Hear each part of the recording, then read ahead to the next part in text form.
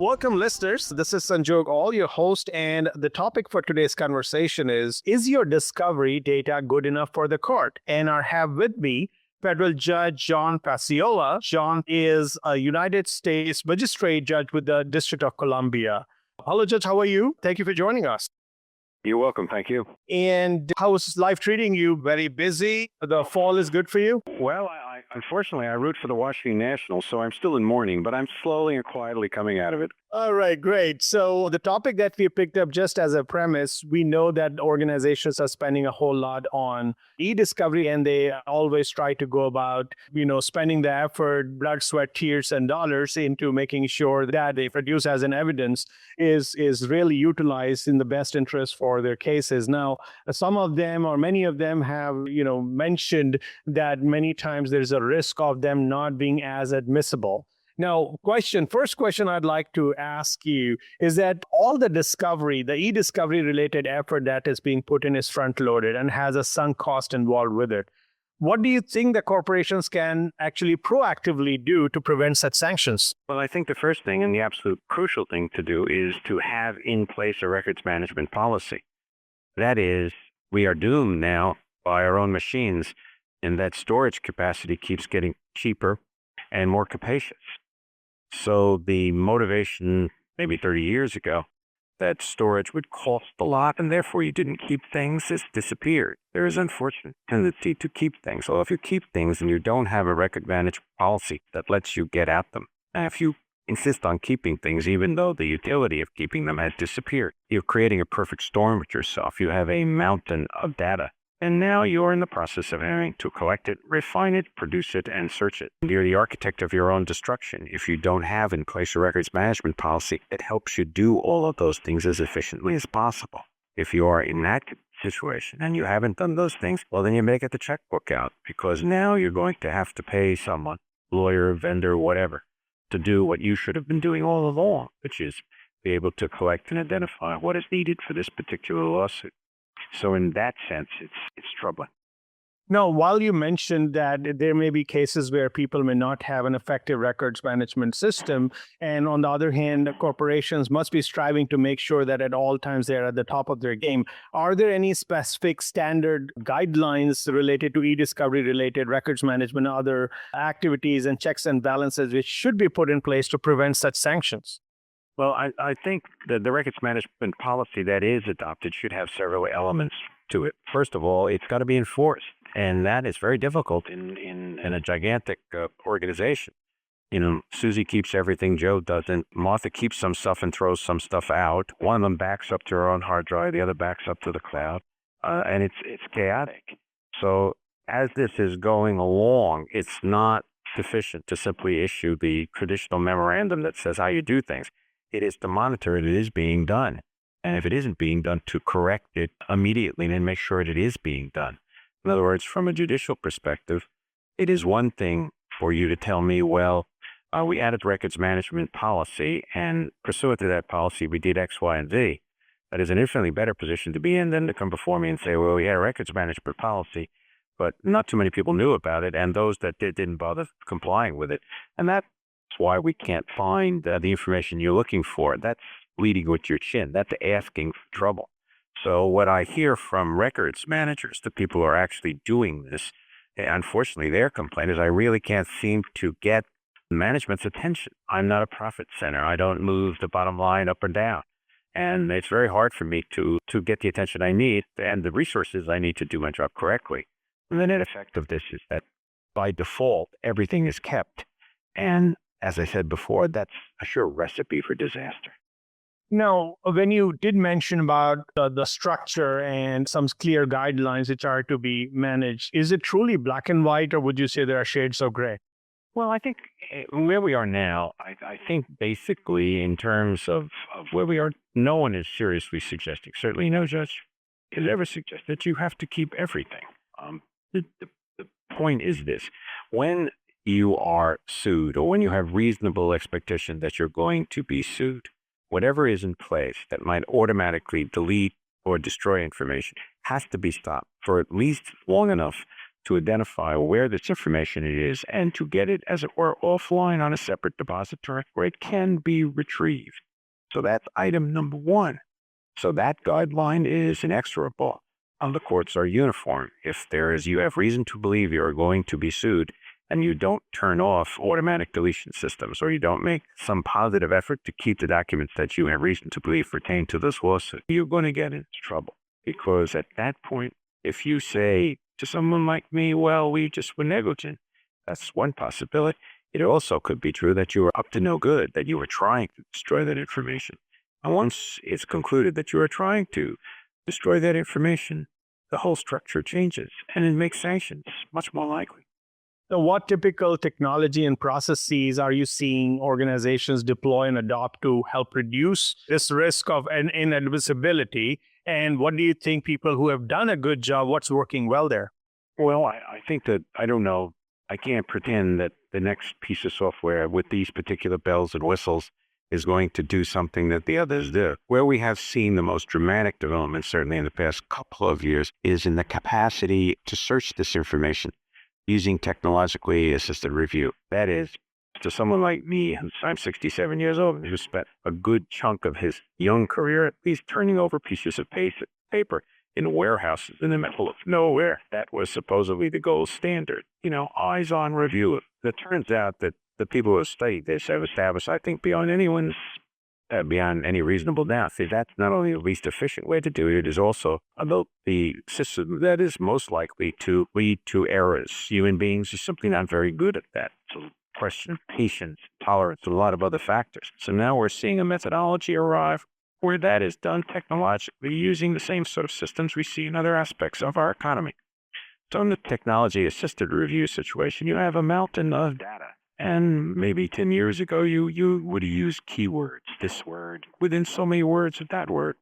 A more sophisticated analysis now uses technologically assisted review and the use of algorithms. So you could, for example, create a document yourself that would be like the document you want to see, and then have the machine find the documents that are like that, and start working and trying to refine the sample set that produces.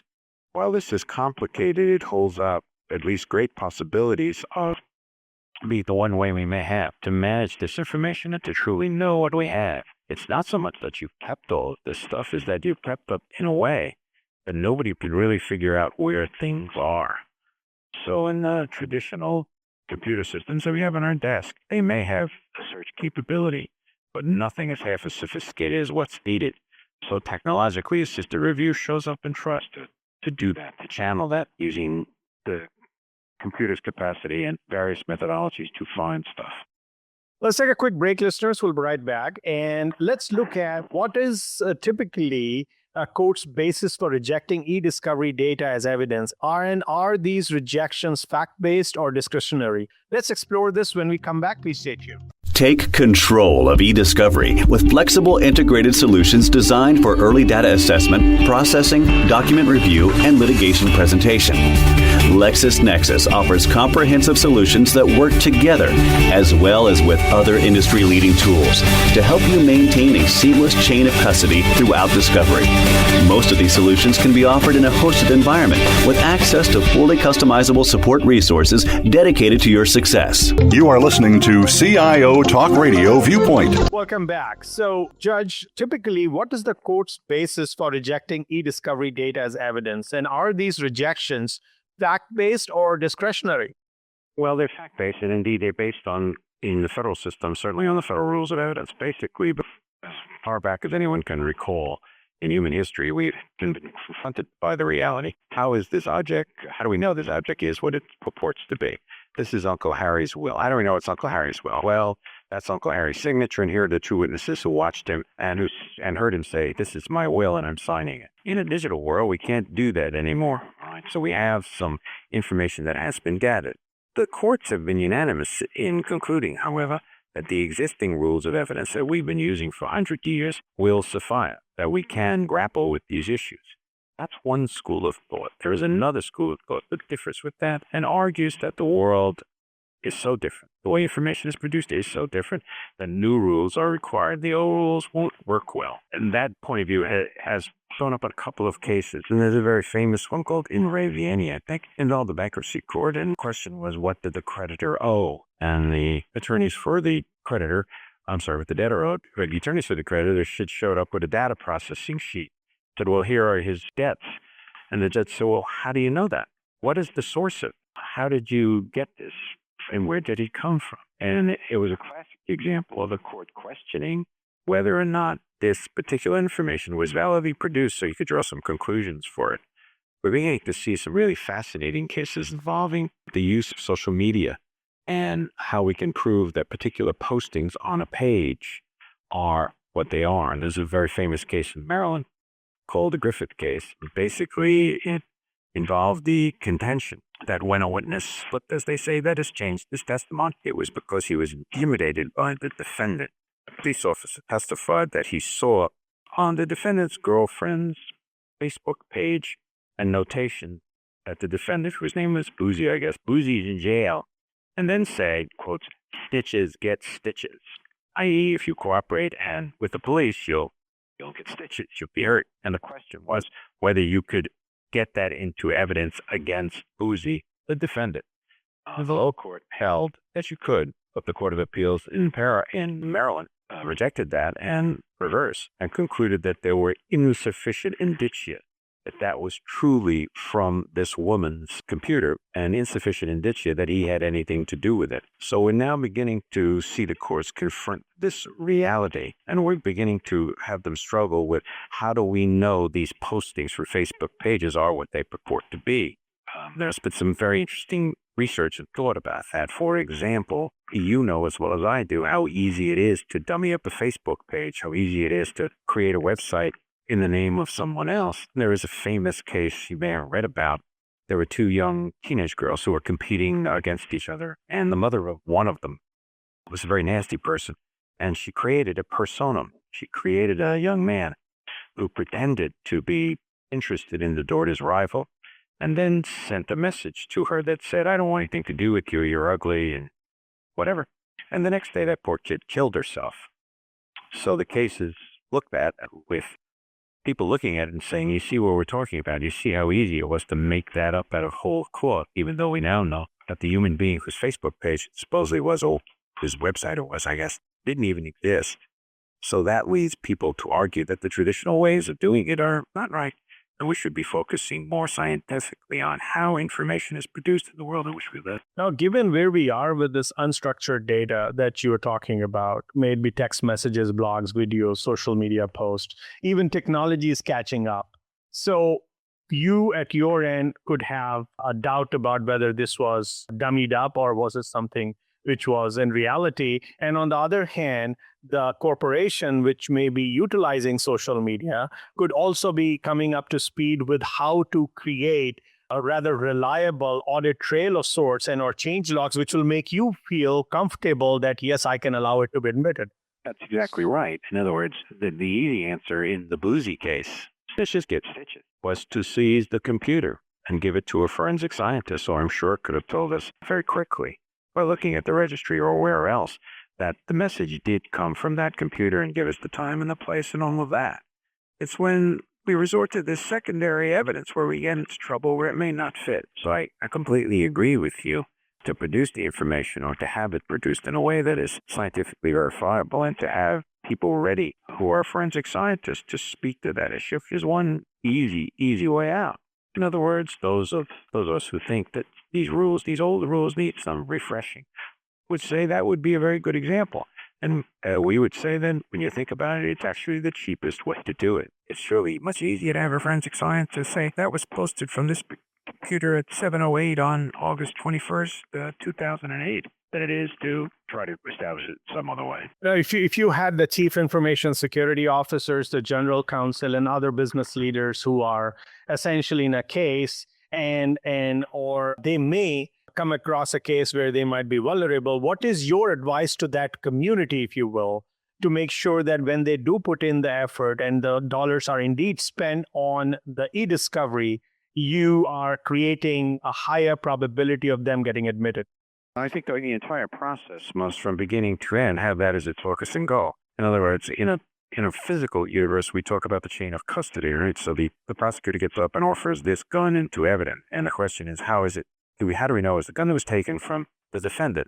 Well, I've been doing this very, very long time as a prosecutor myself. What would happen in that case is the police officer scratches his initial in the handle. Can't get better authenticity than that, right? Now what we have to do is apply the same principles to the production of information. And as we go along in creating the information and producing the information, how are we creating a link that permits a forensic scientist to go backwards and say, that is unquestionably the data that came from this computer. I've looked at it, the registry, I've looked at the metadata, I've looked at everything else, and I'm certain of that conclusion. With that done, it would seem to me you should be able to go to the other side and quickly get stipulations that these are authentic so we could move on to go to other things. I don't want my trials to spend a lot of time on authenticity questions. That's absurd. We've got a lot of other things to do. So this is the kind of thing I hope will be worked out in advance of trial. And it would seem to me if lawyers on either side or corporations on either side are sophisticated and can establish to each other's satisfaction that is what it purports to be, we should be able to move on and get over that hump very quickly. And one final question what's your message for the technology solution providers and the organizations that are adopting technology to support admissibility in the court? What is it that you desire them to become so that their products or what they do as a final result is more acceptable? I think they want to reject any model based on a paper universe and instead create a model that's based on a digital universe.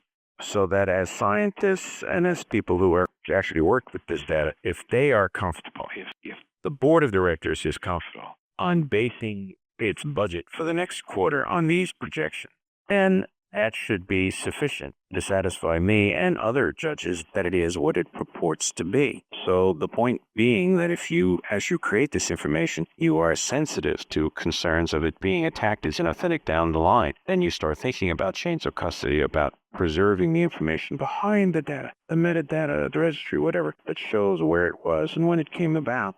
That'd be good. Obviously, these vendors in this area, I'm sure they will assure you when they take your business that they will not only produce the information, but produce it in a way where it is usable. I would check, of course, the accuracy of that representation. And if it is true, insist upon that in the contract. That we hire vendor X to do this, but vendor X has to assure us that when all this is over, the data will be admissible because we will be able to show a chain of custody back to its original source. Once again, thank you so much, Judge, for sharing your thoughts and insights about whether the eDiscovery data is good enough for the court or not, and what are the intervention strategies.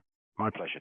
Thank you once again. And listeners, I invite you to find more conversations like these about eDiscovery on our website at www.ciotalkradio.com/eDiscovery.